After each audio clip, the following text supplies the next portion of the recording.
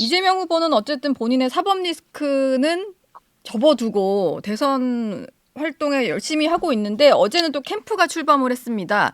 근데 보니까 이쪽에서는 뭐 자꾸 빅텐트로 나오니까 거기는 아주 큰 캠프를 꾸린 것 같아요. 근데 지난 총선 과정에서 이재명 대표와 좀 반목했던, 좀 갈등을 빚었던 인사들까지 다 포함을 시켰더라고요. 뭐 박용진 전 의원이나 임종석 전 실장 이런 분들이 다 들어갔는데 이 캠프 구성에 대해서는 좀 어떻게 보셨습니까? 좀 위원장이, 예. 공동 위원장이 22명이던데요? 네, 엄청 많더라고요. 22명이 위원장이면 그게 캠프입니까? 뭐라고 봐야 스물, 될까요, 그럼? 네. 글쎄요, 그 22명이 모여서 회의하기도 어려울 것 같은데요? 저는 그 22명의 서로 이름도 모를 것 같아요. 예. 결국, 지금은, 아까 그 사법 리스크 말씀하셨는데, 사법 리스크를 뭐 생각 안 하고 간다? 뭐 생각해봤자 소용없잖아요. 그러니까 그러신 걸 테고, 네. 지금, 이재명 대표 측에서 하고 있는 선거운동의 방식은 방향성도 없고, 그리고 감동도 없는 선거입니다. 제가, 예. 작년부터 계속, 제가 이제 총선 때부터 계속 이런 얘기를 많이 들었어요. 한동훈은 끝났다. 많은 사람들이 매번 그랬습니다. 작년에 총선 이후에도 그랬고, 그 이후에 제가, 이, 당대표에 될 네. 무렵에도 그랬고, 예. 계엄 이후에도 그랬습니다. 네. 실제로도 뭐 그런 분위기가 있었죠. 그리고 제가 계엄을 저지하면서 나설 때, 제가 굉장히 어려워질 거란 걸 모르고 한 일은 아니었습니다. 전 국민을 위해서 감수한 것이었는데. 그런데 네. 제가 이렇게 꾸역꾸역 다시 살아나고 다시 당원들과 국민들이 저를 불러내주고 계십니다. 저는 제가 여기서 4개월 만에 우리 국민의힘과 함께 이 어려운 계엄의 바다를 건너면 네. 그 자체로 우리가 드라마가 써질 거라고 생각해요. 이 드라마의 힘으로 저 감동 없는 이재명 캠프 제가 반드시 이길 수 있습니다. 한동훈 후보의 본선에서의 후보 확정이 곧 계엄의 강을 건너는 일일 것이다. 이런 계엄의 바다를 말씀을 건너는 것이죠. 네. 왜냐하면 네. 저는 계엄을 저지했다가 쫓겨났는데 저를 다시 예. 이 대통령 후보로 받아들여 준 거잖아요. 예. 선출해 준 거잖아요. 그렇다면 그 자체가 계엄의 바다를 건넌 것이 되죠. 한동훈 후보가 그 계엄 사태 당시에 국회로 가야 된다라고 계속 이제 의원들 단톡방에 메시지를 뭐 다른 의원을 통해서 보내셨던 거나 현직 의원은 아니시지만 본회의장 안에 예. 들어가 계셨던 모습이 저도 기억이 나는데요. 이 질문을 좀 드려보고 싶은데 이재명 그 후보를 향해서 비상계엄 당시에 숲에 숨어 있었다 이런 얘기를 하셨어요. 예. 그래서 이재명 후보에게는 뭐 숲재명이다 이런 별명까지 좀 붙어버렸더라고요. 예. 근데 저는 좀 여쭙고 싶은 게 어쨌든 그날은 계엄 해제를 위해서 좀 힘을 합치셨던 양당의 두 대표신데 예. 굳이 계속 숲에 숨은 사람 이런 식으로 공격을 하시는 이유가 있을까요? 자, 이재명 대표 입장에서는 이재명 대표 민주당은 우리 네. 당을 계엄 옹호당이라고 계속 몰아붙이고 있습니다. 네.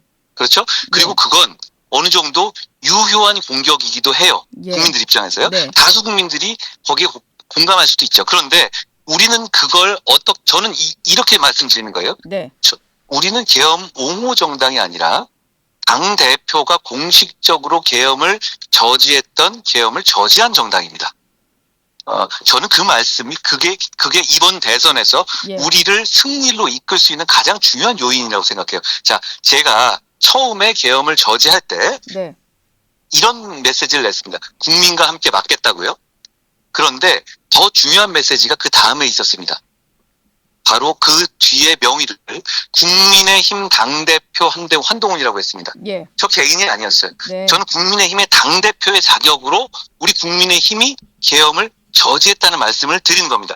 그러니 저는 우리는 당대표가 나서서 목숨 걸고 계엄을 저지한 당이니 숲에서 무서워서 숨어있던 이재명 후보 입장에서 우리를 비난할 수 없다. 우리는 네. 그런 비난에 떳떳하다는 말씀을 드리는 겁니다. 그리고 숲에 숨어 있었다는 부분에 대해서는요. 예. 오해가 있으신 것 같은데 김어준 쇼에서 이재명 대표가 히덕거리면서 본인이 한 말이에요. 제가 먼저 한 말이 아닙니다. 예. 본인이 숲에 계속 숨어 있다가 나중에 정족수 차서 들어갔다. 네. 라고 본인이 말씀하신 것이라는 점을 제가 분명히 해둡니다.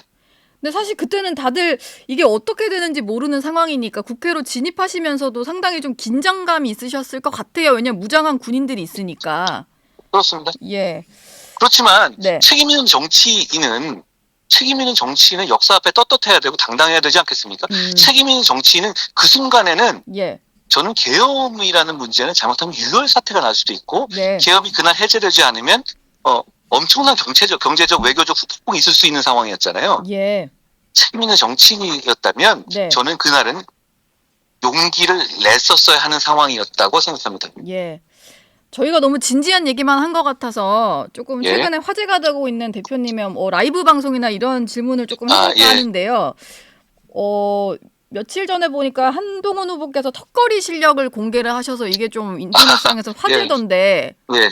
턱걸이 30개 하신다 뭐 이렇게 또 어렵지 않게 네. 한다 하셔가지고 어렵지 않게라고는 그 기억 안 나요. 저는 예.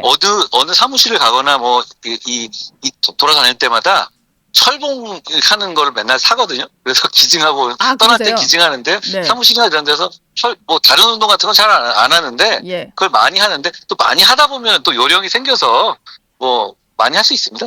그래요. 예. 근데 이거 민주당 김병주 의원이요. 이거를 예. 좀 약간 뭐 시비를 거시는 것 같은데 육군 왜요? 사관학교 출신이세요. 김병주 민주당 의원이. 근데 본인이 육사 때도 20개밖에 못했다면서 확인 영상을 올려주면 될 일이다 뭐 이런 식으로 얘기를 또 하시더라고요.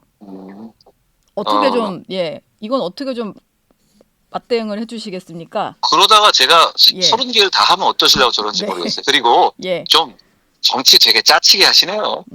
정치 되게 장군식이나 하신 분이 참 정치 짜치게 하시네요. 예.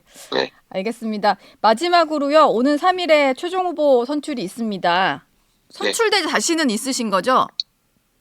저는 우리 당원들과 지지하는 국민들께서 예. 이기는 선택을 하려고 정말로 마음이 모아지고 있다고 생각해요. 네. 그리고 지금 이 상황에서는 이재명 대표와 맞서서 토론해서 이재명 대표를 누르고 네. 그리고 계엄의 바다를 건널 수 있는 후보는 저뿐입니다. 예. 제가 싸워서 이기겠다고 계속 다짐드리고 예. 결의드리고 호소드리고 있습니다. 예. 그렇게 될 거라고 생각합니다.